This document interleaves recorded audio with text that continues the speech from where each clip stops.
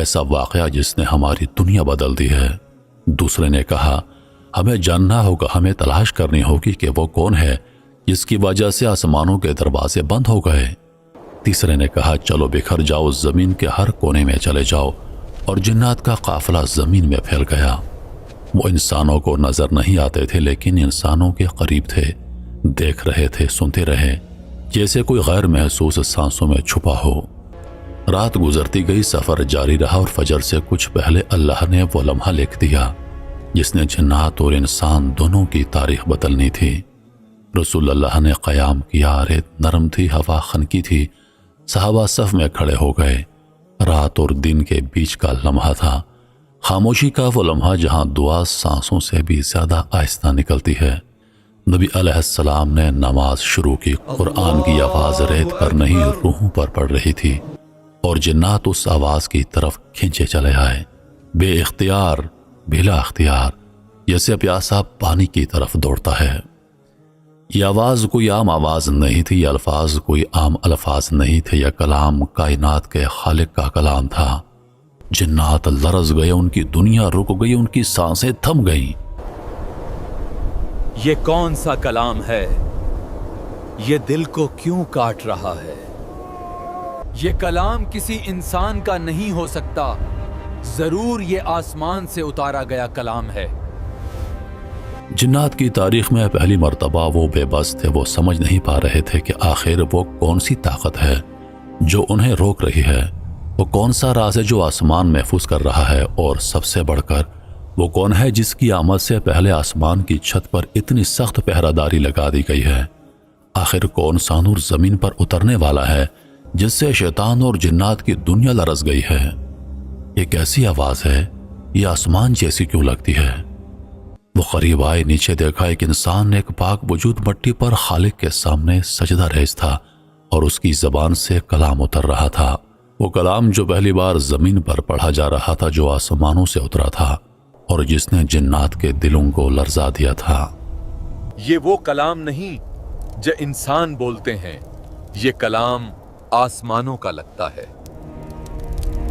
اسی رات جنات کو جواب مل گیا کہ آسمان کیوں بند ہوا تھا، آگ کا پہرا کیوں لگایا گیا تھا، ستارے کیوں جلنے لگے تھے، کیونکہ محمد صلی اللہ علیہ وآلہ وسلم پر وحی اتر چکی تھی۔ جنات کے قدم جمی ہوئی ریت پر جیسے پتھر بن گئے تھے، ان کے وجود سے ساکت سانسیں جیسے کسی نے چھین لی ہوں۔ صحرا کے گہرے اندھیرے میں وہ نورانی الفاظ بہ رہے تھے جو پتھروں کو نرم کر دیتے ہیں، دلوں کی زنجیروں کو توڑ دیتے ہیں، اور جنات کی تاریخ ہمیشہ کے لیے بدل دینے والے تھے۔ وہ جن جو ہزاروں سال تک آسمان سے راز چرا کر لاتے، پہلی بار زمین پر ایک ایسی چیز سن رہے تھے جو راضی نہیں، حقیقت تھی، نور تھی، روشنی تھی، پاکیزگی تھی، اور وہ سب کچھ جو انہوں نے کبھی محسوس ہی نہیں کیا تھا۔ یہ الفاظ ہمارے اندر کچھ توڑ رہے ہیں، جیسے سینے میں تالا کھل رہا ہو۔ قرآن کی ایک ایک آیت جنات کے دلوں میں داخل ہوتی گئی۔ وہ پیچھے ہٹنا چاہتے تھے مگر ان کے قدم جیسے زمین نے پکڑ لیے ہوں۔ ہم نے ایسا کلام کبھی نہیں سنا، نہ آسمان پر اور نہ زمین پر۔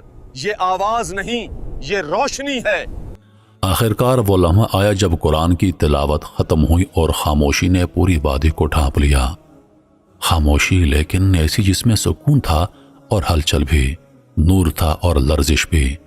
جنات اب سمجھ چکے تھے کہ ان کے سوال کا جواب مل چکا ہے۔ آسمان اس لیے بند تھا کیونکہ محمد صلی اللہ علیہ وآلہ وسلم زمین پر آ چکے تھے۔ چلو جلدی لوٹ چلو، ہمیں اپنی قوم کو بتانا ہے کہ زمین پر کیا اتر چکا ہے۔ وہ فوراً اپنی پوری قوم کی طرف روانہ ہوئے۔ ریت پر تیز رفتار دوڑ، ہواؤں کی سرسراہٹ اور قدموں کے گرد کے بگولے، ان کے دلوں میں وہی جملہ دھڑک رہا تھا، ہم نے ایک عجیب قرآن سنا ہے۔ تم لوگ آسمان کے دروازے بند ہونے کا سبب جاننا چاہتے تھے، ہم کو پتہ چل گیا۔ عرب کے قریش قبیلے میں رسول آ چکے ہیں، ان کا نام محمد ہے، وہ سچے رسول ہیں۔ وہ جن جو کبھی تکبر کی پہاڑیوں پر کھڑے تھے آج قرآن کے سامنے جھک چکے تھے، جن کی زندگی کا مرکز صرف طاقت تھی آج ان کے وجود کی بنیاد بدل چکی تھی۔ یہ قرآن صرف انسانوں کے لیے نہیں، جنات کے لیے بھی اترا تھا۔ جب نبی کریم صلی اللہ علیہ وآلہ وسلم نے تلاوت مکمل فرمائی تو جنات ایک دوسرے سے کہنے لگے، خاموش رہو، غور سے سنو، یہ وہ کلام ہے جو ہم نے کبھی سنا نہ تھا۔ آپ صلی اللہ علیہ وآلہ وسلم کی تلاوت ختم ہو چکی تھی۔ جنات آپ کے قریب آ کر عرض گزار ہوئے، اے محمد، ہم نے عجیب قرآن سنا ہے جو دل میں اترتا ہے، ہم اس پر ایمان لاتے ہیں۔ ہم گواہی دیتے ہیں کہ آپ اللہ کے سچے رسول ہیں۔ نبی کریم صلی اللہ علیہ وآلہ وسلم نے ارشاد فرمایا، تم اپنے قوم کے پاس واپس جاؤ اور ان کو خبردار کرو، انہیں دعوت دو کہ وہ بھی اسی اللہ پر ایمان لائیں جو تمہارے اور میرے رب ہیں۔ پھر وہ جنات وادی نخلا سے رخصت ہو گئے اور اپنی قوم میں جا کر قرآن کی دعوت دینے لگے۔ محترم ناظرین، آج دنیا میں جتنے بھی مسلمان جنات ہیں وہ اسی واقعے کی بدولت مسلمان ہوئے تھے۔